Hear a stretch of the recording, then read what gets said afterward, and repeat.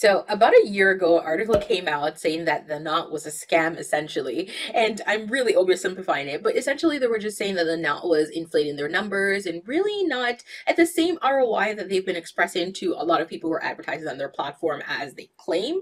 And I wanted to just take a deep dive into that. Now, I won't be going into detail about what the article said. In fact, what I'm going to do is I'm going to link the article down below. So if you're interested, you can read it in full because it does go into a lot more detail than I am in this video. Now, more specifically, the reason I'm bringing this up because I'm coming from the perspective of a lot of wedding vendors and a lot of my clients personally who are always asking if, is the knot worth it? Should I be on there? And coming from taking the perspective of a digital marketer, which is what I am, and I prefer, honestly, for my clients to grow their business organically, right? Through organic growth, just, building up their SEO and all the other things. So based on that, I'm a little biased in this sense. So I'm usually of the mindset of that, no, it's not really worth it.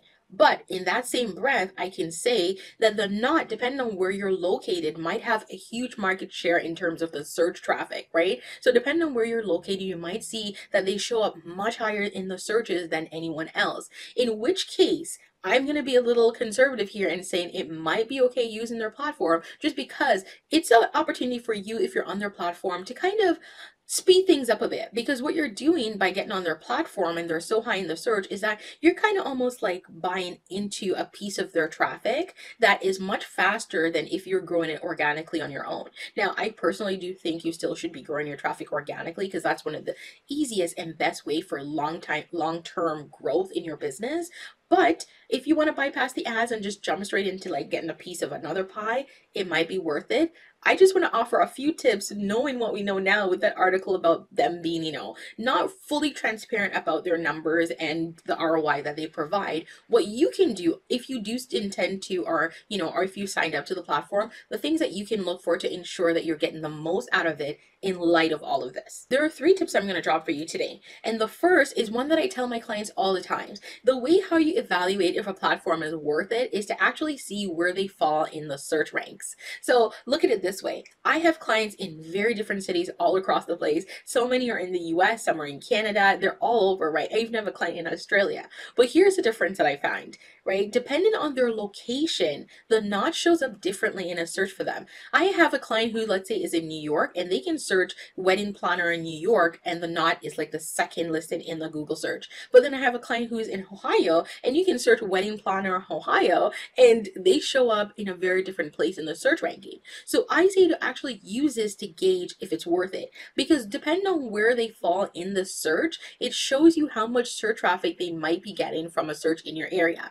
If they're higher up, it might be worth it because it means that they're taking a ton of the search traffic. And you can actually do a bit of search on your own to see how much search traffic they get, organically, but just by going to something like Keywords Everywhere or maybe Uber Suggest, and you can gauge how much traffic they get every month. So I would use that to base my decision on if it's worth it. If they're very high up, it might be worth it, even with their ROI and everything being a little fudged, right?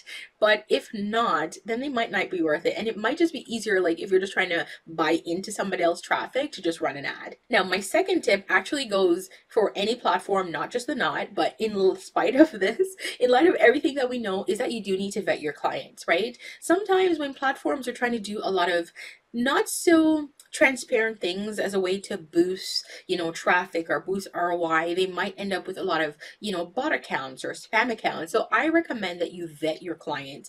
Look to ensure that who you're communicating with, they seem legitimate, right? Ensure that you're communicating with legitimate people. If the messaging, back and forth is consistent, that they're not requesting things that seem outside of the norm, right? They're not, sometimes I'll have clients send me a message and they go, this feels a little scammy, but I can't tell if it's a scam. And it'll be an email from a man saying, oh, I'm getting married and I have a bride at this place, but I'm going to plan the wedding, but I need you to send me some.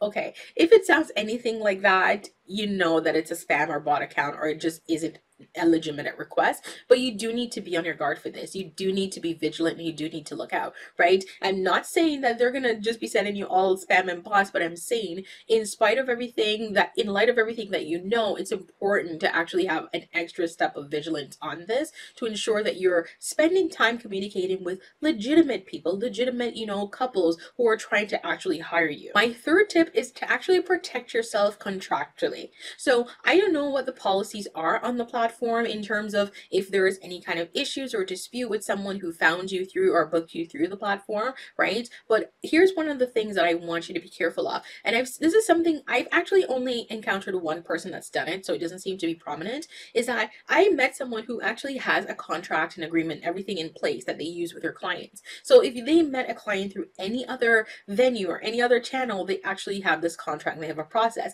But then they met someone through the knot and didn't use this. Now, this didn't lead to any issues, thankfully, but here's one of the things I want you to be aware of. So knowing everything you know, it's important to just ensure no matter what platform you're on, your process is the same.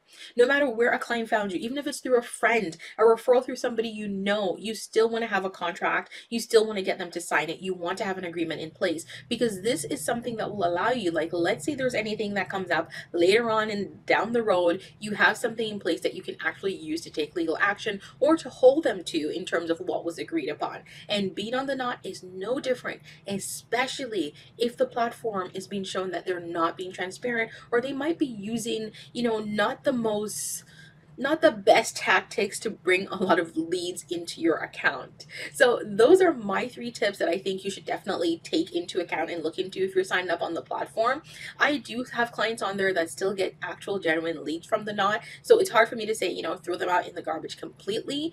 But at the same time, the reality is that there is a problem. There is some things going on behind the scene that is not the most reputable or not the best action, especially as a business. So you definitely want to take all of that into account. Now, if you're thinking about different places that you can market your business, I highly recommend downloading my download down below, which is 51 new leads that you can find places to market your business. So it's 51 places online where you can find leads and market. This is one that a lot of my clients use and a lot of my clients go through this process with, and I'm linking it down below so that you can download it as well.